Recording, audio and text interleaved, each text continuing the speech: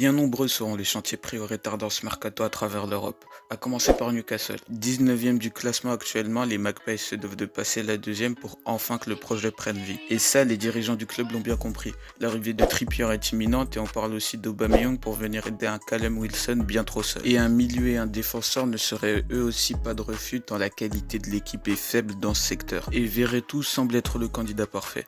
Après un passage compliqué à Aston Villa, l'ex-Canary semble avoir retrouvé la cote en Angleterre, car d'après plusieurs sources, une offre sera formulée par les Saoudiens. Quant à la défense, les renforts doivent arriver car le bilan est catastrophique. Au pire défense de l'APL avec Norwich, il y a urgence et pour sauver tout ça, les Néerlandais Botman et Ake sont approchés. Quoi qu'il en soit, ce mercato sera déjà crucial pour le projet car une descente en Championship l'anéantirait certainement. Autre part dans le royaume, le mercato devrait être plutôt calme, hormis peut-être quelques dossiers comme ceux concernant Rice et Martial qui pourraient se finaliser avant le 31 janvier.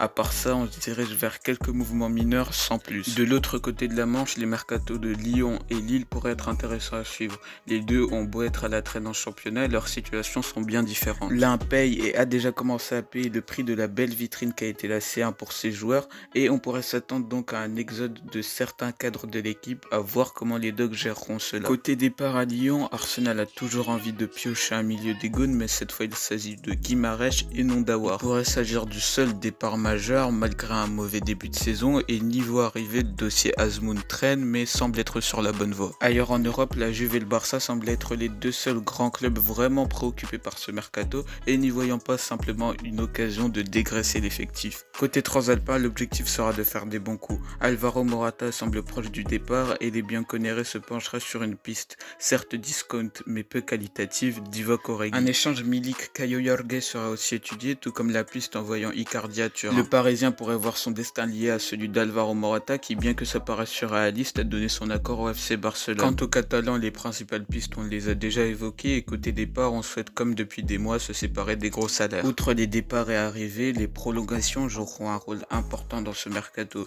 Les Coman, Mbappé et Dembélé rythmeront l'actualité du mois de janvier et conditionneront les arrivées de certains. Enfin, bon mercato à votre équipe ou vos équipes respectives et à très bientôt.